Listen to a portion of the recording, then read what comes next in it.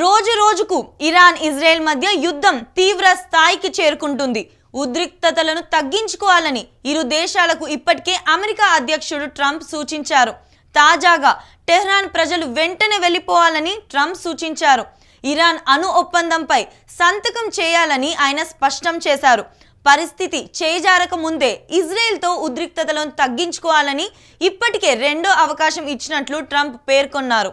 Israel దాడులతో Iran అణ్వస్త్ర వ్యాప్తి నిరోధక ఒప్పందం నుంచి వైదొలిగింది. ఈ మేరకు తన సొంత సామాజిక మాధ్యమం ట్రూత్ సోషల్ పై పోస్ట్ పెట్టారు. కెనడా వేదికగా జరుగుతున్న G7 దేశాల శిఖరాగ్ర సమావేశంలో పాల్గొన్న ట్రంప్ ఇరాన్ ఇజ్రాయెల్ యుద్ధంపై స్పందించారు.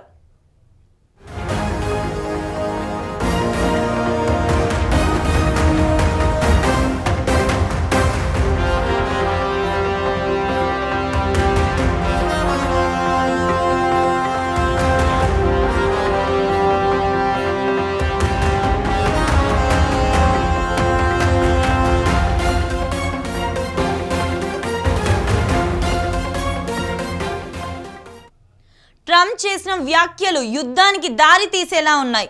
ఇరాన్ అణు ఒప్పందంపై సంతకం చేసి ఉండాల్సిందని ట్రంప్ అన్నారు.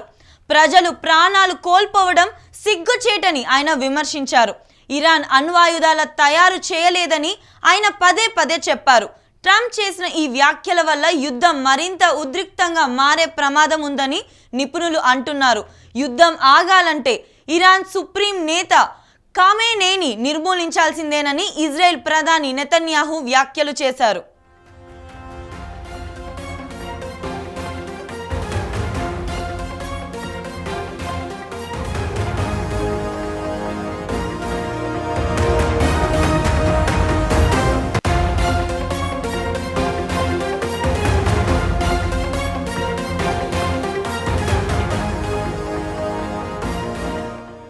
రోజు రోజుకు ఇరాన్ ఇజ్రాయెల్ మధ్య యుద్ధం తీవ్ర స్థాయికి చేరుకుంటుంది.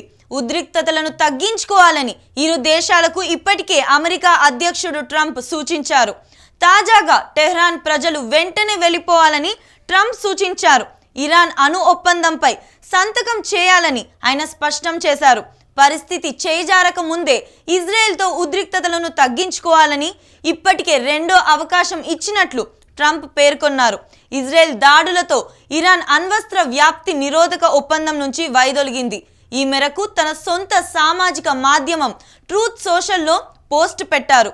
కెనడా వేదికగా జరుగుతున్న G7 దేశాల శిఖరాగ్ర సమావేశంలో పాల్గొన్న ట్రంప్ ఇరాన్ ఇజ్రాయెల్ యుద్ధంపై స్పందించారు.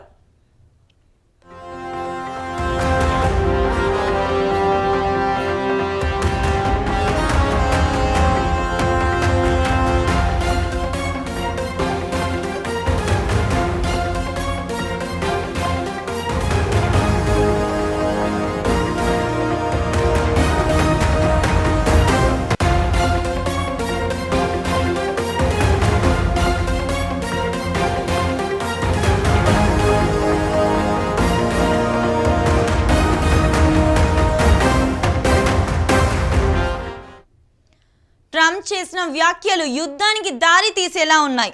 ఇరాన్ అణు ఒప్పందంపై సంతకం చేసి ఉండాల్సిందని ట్రంప్ అన్నారు. ప్రజలు ప్రాణాలు కోల్పోవడం సిగ్గుచేటని ఆయన విమర్శించారు. ఇరాన్ అణ్వాయుధాలు తయారు చేయలేదని ఆయన పదే పదే చెప్పారు. ట్రంప్ చేసిన ఈ వ్యాఖ్యల వల్ల యుద్ధం మరింత ఉద్రిక్తంగా మారే ప్రమాదం ఉందని నిపుణులు అంటున్నారు. యుద్ధం ఆగాలంటే ఇరాన్ సుప్రీం నేత ఖమేనీని నిర్మూలించాల్సిందేనని ఇజ్రాయెల్ ప్రధాని నెతన్యాహు వ్యాఖ్యలు చేశారు.